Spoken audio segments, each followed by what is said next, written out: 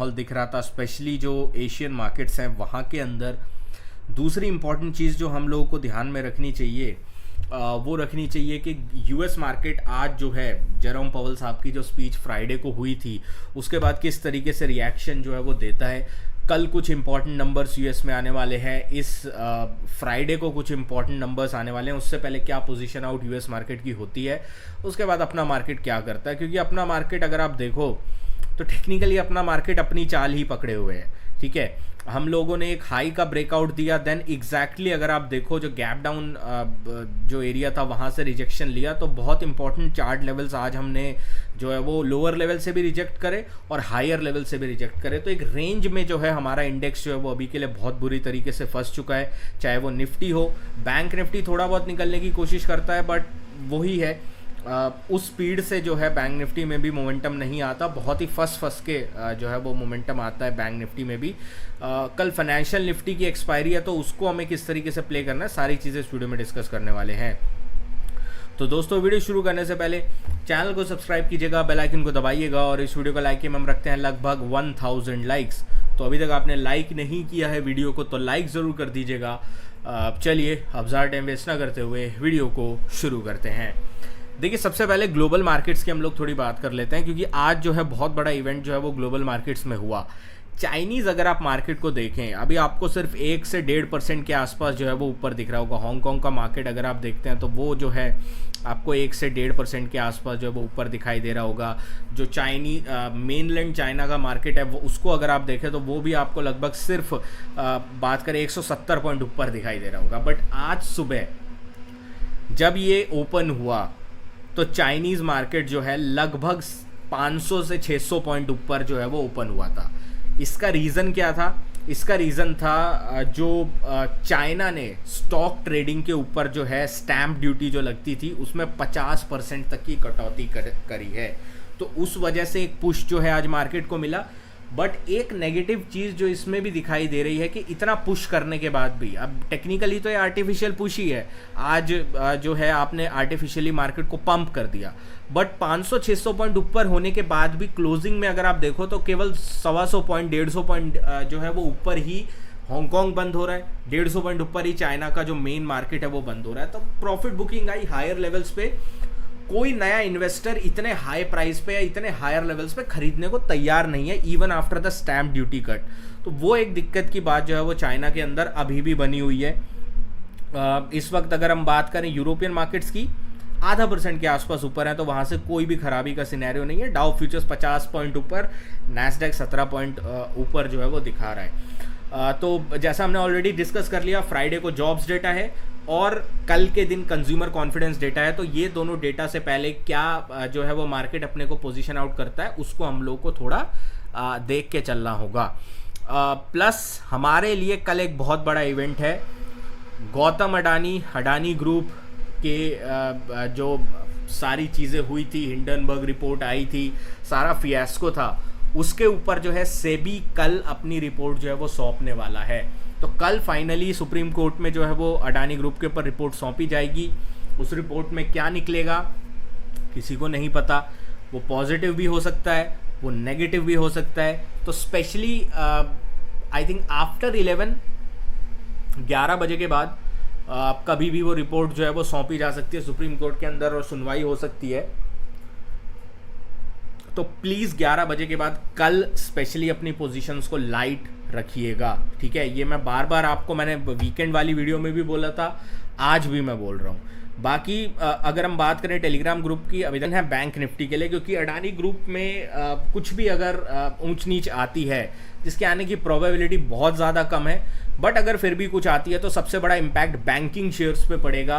और निफ्टी पे तो ऑलरेडी जो है वो वीकनेस दिख ही रही है। आप देख सकते हैं आईटी की वजह से वीकनेस दिख रही है, रिलायंस की वजह से वीकनेस दिख रही है। बैंक्स का सहारा है, तो अगर बैंक्स गिव अप करते हैं, ऐसा हो सकता है मार्केट को, अगर इन्हें स्टेबलाइज करना होगा, ठीक है, there is a big if in this, कि अगर ऑपरेटर को मार्केट को स्टेबलाइज करना होगा देन आईटी उठ सकता है कल के दिन। तो आईटी स्टॉक्स के ऊपर आप थोड़ी नज़र रख सकते हैं अगर ये लोग स्टेबलाइज करना चाहते होंगे। तो अगर स्टेबलाइज नहीं करना है, इन्हें डाउनसाइड का एक ट्रेंड देना है, लाइक 18,600 18,800 तक का एक रीटेस्ट करना है, तो आईटी के साथ साथ ये भी गिरेंगे, ठीक है। बट इस चीज़ के ऊपर हम लोग थोड़ी नज़र रखेंगे। अगर कुछ भी पॉजिटिव आता है, बड़ा ट्रिगर होगा अपसाइड का, स्पेशली बैंक्स के अंदर, तो कल फाइनेंशियल निफ्टी की एक्सपायरी में स्पेशली जो ट्रेड्स हैं उनको कॉशन के साथ अपने को करना होगा। निफ्टी का अगर हम पुट कॉल रेशियो इस वक्त देखें 0.86 के आसपास है, न्यूट्रल है। बैंक निफ्टी का अगर मैं देखता हूँ 1 के आसपास है, इसका मतलब बैंक निफ्टी में अच्छी खासी पुट राइटिंग आज के दिन हुई है। दूसरा इंपॉर्टेंट पॉइंट जो है वो है 44,500 पे कॉल और पुट राइटर्स का बराबर का ओपन इंटरेस्ट आज के दिन बन गया है। ठीक है, 44,500 पे बराबर का ओपन इंटरेस्ट जो है वो बन गया है। इसका कम्युलेटिव प्राइस कितना है? 400 रुपए के आसपास है। ठीक है, 200 रुपए कॉल का प्राइस है, 200 रुपए पुट का प्राइस है इस वक्त। तो अगर हम बैंक निफ्टी से ही स्टार्ट करते हैं, इंपॉर्टेंट आज के दिन यही होगा। 44,500 के 200 रुपए ऊपर और 44,500 के 200 रुपए नीचे, जब तक बैंक निफ्टी इस रेंज को नहीं तोड़ता है, इन द सेंस मैं आपको कुछ लेवल्स जो है वो बता देता हूं जो मेरे हिसाब से इंपॉर्टेंट होंगे आपकी ट्रेडिंग के लिए। आज भी देखिए, जब जैसे ही 44,350 टूटा, आपको लेवल मिला ना 44,625 का हमारा रेजिस्टेंस था, एग्जैक्टली 44,625 के आसपास जो है वो मार्केट जो है वो आता हुआ दिखाई दिया। तो कल अपने को अगर फ्रेश लॉन्ग लेना है तो 44,625 के ऊपर ही लेना है। ठीक है, और अगर अपने को शॉर्ट करना है तो 44,350 के नीचे ही शॉर्ट करना है। जब तक इस रेंज में है, टाइम पास करने दीजिए इसे, रेंज में ये टाइम पास करेगा, प्रीमियम सीटिंग होगी, तो इसको हम लोग अवॉइड करेंगे। अगर 44,625 के ऊपर निकलता है तो हम लोग जो है वो ट्रेड लेंगे। कुछ इस तरीके का अगर पैटर्न बना के, एन पैटर्न बना के निकलता है तो हम ट्रेड ले सकते हैं। डाउन साइड में सिंपल है, अगर रीटेस्ट करके इस तरीके का कोई पैटर्न बनाता है या फिर कोई स्मॉलर पुल बैक के साथ भी अगर बनाता है तो वहां भी हम लोग जो है वो ट्रेड इनिशिएट कर सकते हैं। बट जब तक ये रेंज नहीं टूटती है 44,625 और 44,350, तब तक हम लोग एग्रेसिव किसी भी साइड बैंक निफ्टी में कल ट्रेड करना अवॉइड ही करेंगे। निफ्टी फाइनेंस की मैं बात कर लेता हूँ। एक्सपायरी वाला दिन है निफ्टी फाइनेंस का। मैंने आप लोग को एक लेवल दिया था 19,700 आज के लिए, वो बहुत क्रूशल था। 19,700 के बाद हमारा जो टारगेट था 19,780 का, वो आज आता हुआ दिखाई दिया। उससे ऊपर भी गया, बट पूरे दिन अगर आप देखो तो इसी लेवल पे मार्केट ने जो है वो आज के दिन टाइम पास किया है। तो अब कल अगर आपको फ्रेश बाइंग करनी है तो 19,780 के ऊपर अगर कोई 15 मिनट की कैंडल क्लोज होती है तो हम लोग लॉन्ग लेंगे।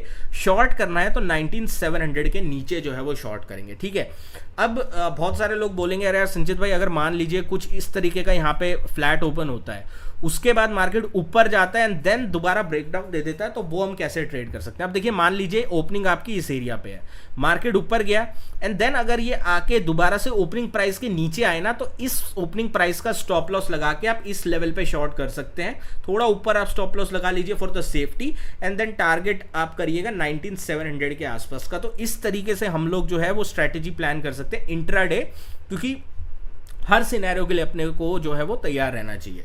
ठीक है, तो ये अपना व्यू है 19,780 के ऊपर लॉन्ग। टारगेट अगर मैं देखूं तो R3 मेरे को दिखाई दे रहा है जो पॉसिबल है, दैट इज 19,886, यहां तक की एक जगह दिखाई दे रही है। 19,700 के नीचे अगर जाता है तो मोस्ट प्रोबेबली हम लोगों को एक बार के लिए ये लेवल जो है वो टेस्ट होता हुआ दिख जाएगा। ठीक है, ये लेवल जो है ये टेस्ट होता हुआ दिख जाएगा, दैट इज 19,605 का लेवल। तो यहां तक की जगह एक बार के लिए निफ्टी फाइनेंस में दिखती है, अगर नीचे की साइड ये आता हुआ दिखता है तो। निफ्टी की अब बात कर लेते हैं। देखिए, Nifty one of the weakest index last few days से।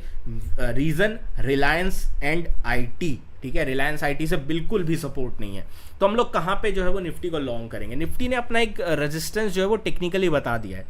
देखिए, यहाँ पे आपको दिख रहा होगा, इस एरिया के पास आपको दिख रहा होगा, यहाँ पे मल्टीपल जो है वो मल्टीपल एडजॉइनिंग पॉइंट्स आ रहे हैं। ठीक है, यहाँ पे अगर आप देखें इस एरिया पे, यहाँ पे देखें इस एरिया पे, और यहाँ पे देखें इस एरिया पे, तो अगर आपको लॉन्ग करना है अब तो 19,360, 19,380, ये 20 पॉइंट का आपका बैंड है। इसके ऊपर 15 मिनट का कोई भी कैंडल क्लोज मिलता है, हम लोग लॉन्ग कर सकते हैं।